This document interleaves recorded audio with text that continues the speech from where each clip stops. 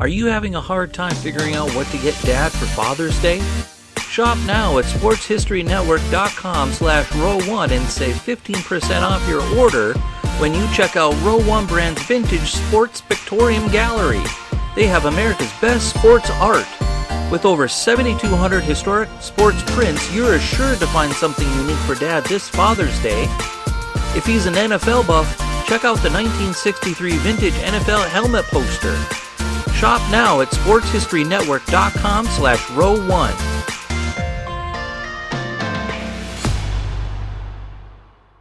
This podcast is part of the Sports History Network, your headquarters for the yesteryear of your favorite sport. You can learn more at sportshistorynetwork.com. Hello, sports fans, and welcome to another edition of Yesterday's Sports on the Sports History Network. Today, we're going to discuss the career of a former number one contender for the heavyweight title in boxing. Many boxing fans, including myself, believe Jerry Quarry had the tools to become a champion. Unfortunately for him, he fought during an era when the heavyweight division was stacked with talent, including Muhammad Ali, Joe Frazier, Kenny Norton, Jimmy Ellis, and George Foreman. Quarry came close multiple times, but he never achieved his dream of becoming champion. Jerry Quarry came from a family of fighters. He, his father, and two brothers boxed professionally. His younger brother, Mike, was a top contender in the light heavyweight division, posting a career record of 63 wins, 13 losses, and 6 draws. Jerry began his career at just 8 years old and won several trophies as a junior amateur. But after contracting nephritis, which is inflammation of the kidneys, he stopped boxing for several years. Then Jerry made a comeback, fighting in over 200 amateur bouts. In 1965, at age 19, Quarry won the National Golden Gloves Championship and turned pro shortly afterward. Quarry was undersized for a heavyweight, standing roughly 6 feet tall and weighing between 195 and 200 pounds. But his lack of size did not stop him from becoming a top contender. He was the number one contender on 3 separate occasions during his career. After 20 fights, Jerry's record stood at 17 wins, 0 losses, and 3 draws. Then he suffered an unexpected loss by unanimous decision to Eddie Machen. But he then came back strong, winning his next 6 fights before fighting to a draw with former heavyweight champion Floyd Patterson. 5 months later, Quarry defeated Patterson in a 12-round decision in a rematch. On April 27, 1968, in his first shot at the title, Quarry fought Jimmy Ellis for the vacant WBA title. His record going into this fight was an impressive 26 wins, 1 loss, and 4 draws. But before the bout, Jerry sustained a severe back injury that developed into gangrene. The injury greatly affected his performance, and he lost a 15-round decision. Then, after a 7-month layoff, Quarry returned to win 5 bouts in a row, giving him an impressive 31 wins, 2 losses, and 4 draws record. That success earned him another title shot for the New York State Athletic Commission belt. His opponent was Smokin' Joe Frazier. On June 23, 1969, the Frazier-Quarry fight took place at Madison Square Garden. Quarry gave Frazier all he could handle for 6 rounds, but Frazier took control in round 7, opening a severe cut under Quarry's eye and winning by TKO. Even though the fight went only 7 rounds, it was voted as the fight of the year by Ring magazine.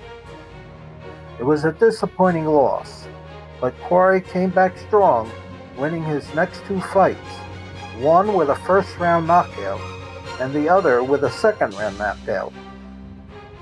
But those contests were followed by another unexpected and controversial loss to George Chavello.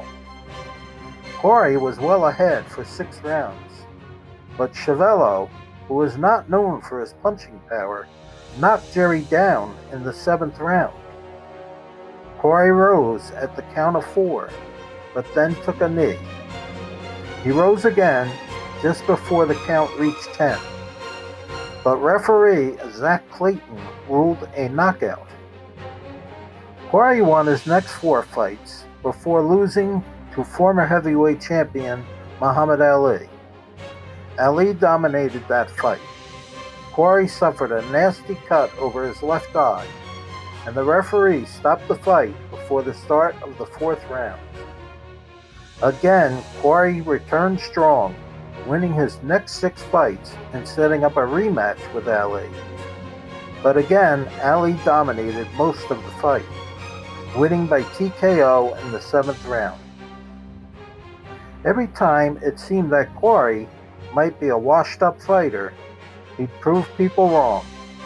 He won his next 6 fights, including an impressive unanimous decision over a much bigger Ron Lyle, who stood 6'3" and weighed 220 pounds.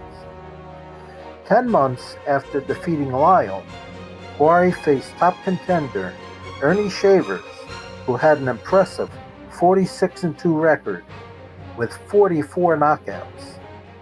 Quarry shocked many people by knocking out Shavers in the 1st round. That win set up a rematch with former heavyweight champion Joe Frazier. Frazier dominated the fight, opening up bad cuts over both of Quarry's eyes. The final result was a 5th round TKO.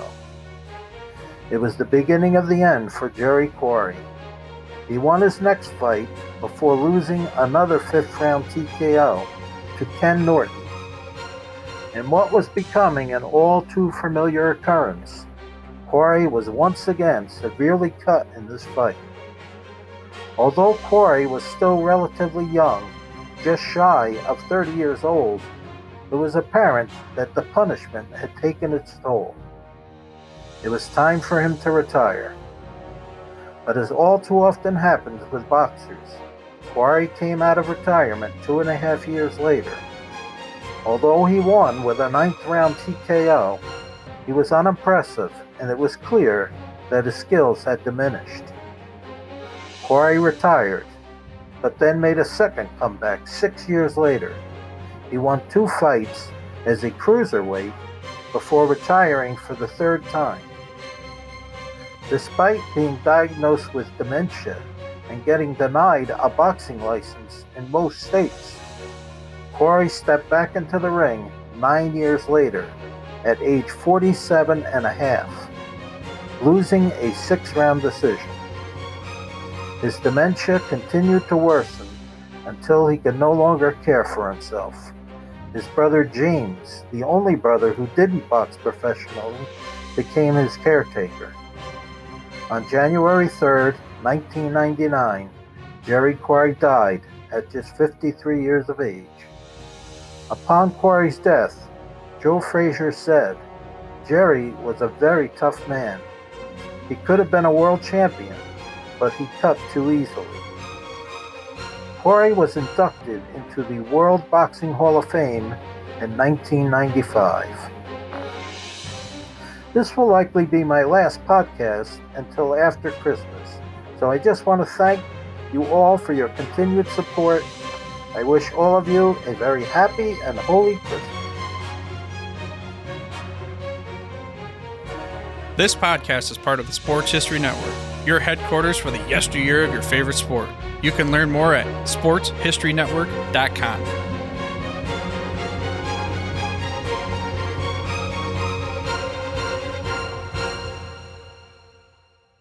We here at the Sports History Network proudly partner with 26 podcasts, all revolving around the history of sports. But did you know that many of our hosts were sports history authors way before they started their shows? It's true. We've got Joe Ziemba, host of When Football Was Football, Joe Zagurski, host of Pro Football in the 1970s, Mark Morthier, host of Yesterday's Sports, Tommy Phillips, host of Lombardi Memories, and Scott Adamson, co-host of From the 55-Yard Line. All these authors have many books for you to choose from.